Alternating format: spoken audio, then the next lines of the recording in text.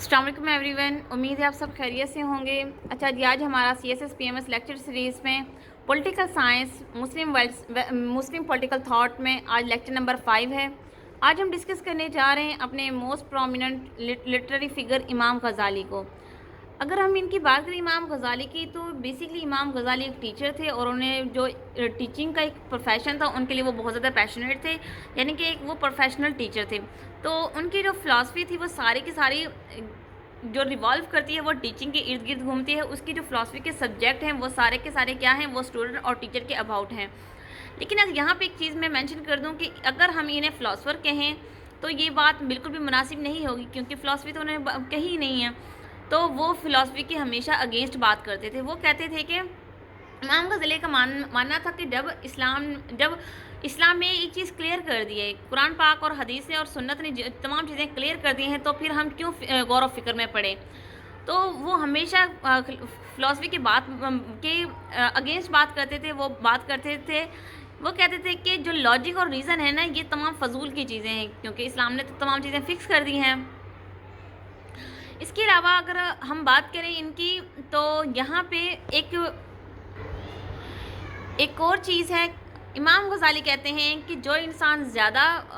Argument کرے گا، یا پھر زیادہ ان ڈیپتھ میں جائے گا، یا پھر بہت زیادہ غور و فکر کرے گا، جو اصول اللہ تعالیٰ نے بیان کر دیے ہیں قرآن پاک میں، حدیث میں، سنت کے ذریعے ہم تک پہنچ چکے ہیں، اگر ان پر زیادہ ہم آرگومنٹ کریں گے تو وہ تمام کے تمام کیا ہوگا، وہ کفر کی صورت میں اختیار کر لے گا۔ لیکن جبکہ ہم نے ایک اور قرآن پاک کی آیت دیکھی ہے کہ غور و فکر کرنے والوں کے لیے نشانیاں ہیں، لیکن پھر بھی امام غزالی کا ایک پوائنٹ آف ویو ہے۔ وہ کہتے ہیں کہ فلاسفی جو ہے وہ اس کو نہیں ہونا چاہیے، کیونکہ فلاسفی کا مطلب ہے نا کہ بہت چیزوں کو بہت زیادہ ان ڈیپتھ جا کے ان پہ ریسرچ کرنا۔ تو امام غزالی کہتے ہیں کہ تمام کی تمام چیزیں پہلے سے ہی فکس کر دی گئی ہیں۔ اگر ہم ان کی رائٹنگس کی بات کریں، کیونکہ ظاہر وہ ایک ٹیچر تھے،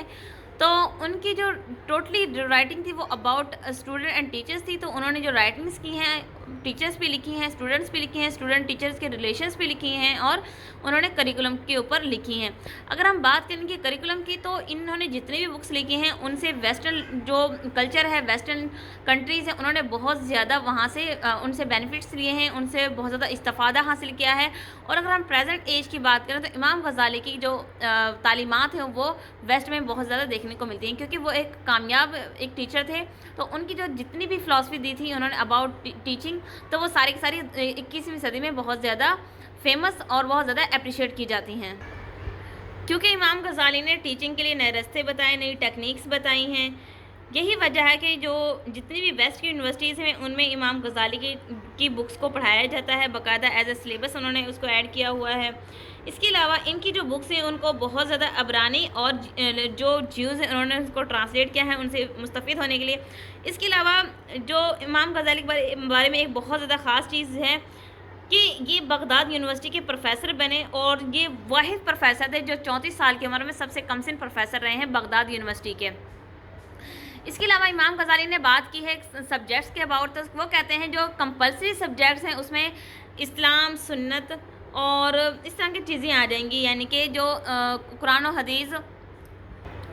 یہ تو کمپلسری ہے نا، تو وہ ان کو کمپلسری سبجیکٹس بولتا ہے۔ پھر آگے بات آتی ہے آپشنلس کی، یعنی جو اختیاری مضامین ہوتے ہیں، تو آپشنلس کی بھی بات کرتے ہیں، فقہ، میڈیسن، اس کے علاوہ جتنے بھی نالج ہیں ان کو آپ اڈاپٹ کر سکتے ہیں، لیکن جو کمپلسری ہے ان کو آپ چھیڑا چھاڑی نہیں کر سکتے، کیونکہ ہم مسلمان ہیں اور مسلمانوں کا عقیدہ ہے، اسی لیے ان کی جو کمپلسری سبجیکٹ ہیں وہ اباؤٹ اسلام، سنت، قرآن اور ان تمام چیزوں کے اباؤٹ ہوں گے۔ اس کے علاوہ اگر ہم امام غزالی کی بات کریں اسٹیٹ کے بارے میں، تو وہ کہتے ہیں کہ جو خلفائے راشدین کے ادوار تھے، ظاہر ہے میں نے آپ کو پہلے ہی بتایا تھا کہ وہ فلسفی کے خلاف تھے، وہ لاجک اور ریزننگ کے خلاف تھے۔ وہ ہمیشہ بات کرتے ہیں کہ اسلام نے تمام چیزیں پہ آلریڈی بیان کر دی ہیں، تو ان پہ پھر غور و فکر کرنا، ان پہ بحث کرنا سب کچھ بیکار ہے۔ تو اسی لیے وہ کہتے ہیں کہ ایک رولر جو ہے اس کے اندر وہ اس کو بہت زیادہ بریو ہونا چاہیے، اس کے اندر ڈگنیٹی ہونی چاہیے، اس کے اندر آنیسٹی ہونی چاہیے، اس پر نالج بہت زیادہ ہونا چاہیے۔ بات اگر ہم کریں اس کی، تو وہ خلفائے راشدین کا فالوور ہونا چاہیے، کیونکہ بیسٹ اسٹیٹ اگر ہم چاہتے ہیں تو خلفائے راشدین کو فالو کرنا ہمارا فرض ہے۔ اس کے علاوہ امام غزالی بات کرتے ہیں اکاؤنٹیبلٹی کی وہ کہتے ہیں کہ جتنے بھی فیلڈ ہیں، جتنے بھی ادارے ہیں، جتنے بھی انسٹیٹیوشنس ہیں، یہ جو بھی کرائٹیریا ہے لائف کا، وہاں پہ ہر جگہ پہ اکاؤنٹیبلٹی ہونی چاہیے، پھر چاہے وہ اسکول ہیں، یونیورسٹیز ہیں، اس کے علاوہ جتنے طب کا کوئی ڈپارٹمنٹ ہے، پولیس ڈپارٹمنٹ ہے، جتنے بھی ڈپارٹمنٹ ہیں ان کے اندر اکاؤنٹیبلٹی ہونی چاہیے، کوئی انسان کسی دوسرے کو ایکسپلائٹ نہ کرے اور دوسرے کا حقوق کو پامال نہ کرے۔ تو میجر جو سبجیکٹ تھے امام غزالی کے، پہلے وہ بات کرتے ہیں ٹیچنگ کے بارے میں، کیونکہ وہ ایک پروفیشنل ٹیچر تھے، وہ ٹیچنگ کی بات کرتے ہیں اور ٹیچرز کے حوالے سے تمام کریکولم پہ بحث کرتے ہیں، اسٹوڈنٹ کے بارے میں بحث کرتے ہیں، اور وہ کہتے ہیں کہ جو اسٹوڈنٹس ہیں ان کو کس طرح سے جو کن ذہن ہوتے ہیں، کیونکہ ظاہر ہے ہر انسان تو ایک اعلیٰ ذہانت کا مالک نہیں ہوتا، تو جو کیٹیگریز ہیں ان کو کیسے لے کے چلنا ہے، بچوں کو جو ایک اعلیٰ ذہانت ہوتی ہے، ایک متوسط ذہانت ہوتی ہے، کن ذہن ہوتی ہے، تو ان کو کیسے لے کے چلنا ہے، یہ تمام چیزیں بیان کرتے ہیں۔ اس کے علاوہ وہ اسٹیٹ کا کنسیپٹ دیتے ہیں، اور اسٹیٹ کے کنسیپٹ کے لیے وہ کہتے ہیں کہ خلفائے راشدین کو ہمیں فالو کرنا چاہیے اور ہمیں اکاؤنٹیبلٹی کو بہت زیادہ فالو کرنا چاہیے۔ اس کے علاوہ کیا کرتے ہیں، امام غزالی کہتے ہیں کہ جو انسان ہیں، جس طرح پلیٹو یا ارسطوٹل نے ڈویژن کی ہے انسانوں کی ڈپارٹمنٹس کے اندر، تو وہ کہتے ہیں کہ بیسکلی تین وہ کیٹیگریز میں ان کو ڈیوائڈ کرتے ہیں۔ ایک کہتے ہیں فارمر کلاس ہے، دوسری سولجر کلاس ہے، تیسری اہل علم کلاس ہے۔ اگر ہم فارمر کی بات کریں، فارمر کا کام کیا ہے، فارمر کیا کرتا ہے، ہمیں فوڈ وغیرہ پرووائڈ کرتا ہے، وہ کاشتکاری کرتا ہے، زراعت سے منسلک ہوتا ہے، اور وہ تمام لوگوں کو کیا کرتا ہے، وہ کھانے کی چیزیں مہیا کرتا ہے۔ اس کے علاوہ اگر سولجر کی بات کریں، سولجر کا سب سے بڑا کام ہے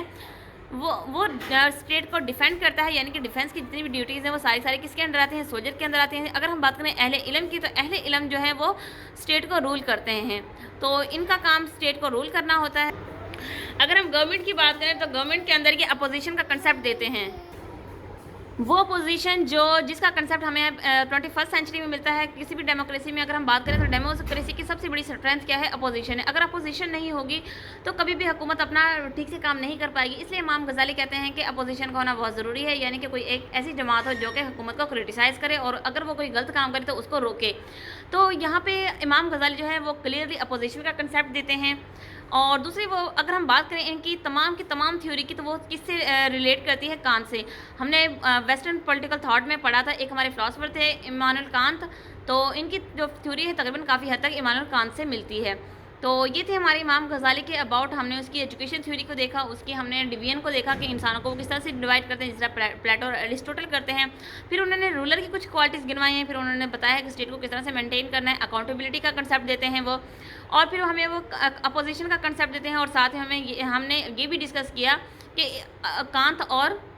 امام غزالی میں کیا سملیرٹیز ہیں۔ تو یہ تھا ہمارا ویڈیو لیکچر آج کے فلاسفر امام غزالی کے بارے میں۔ انشاءاللہ ملیں گے نئے ویڈیو لیکچر میں نئے ٹاپک کے ساتھ، تب تک اپنا خیال رکھیے گا۔ جزاک اللہ، اللہ حافظ۔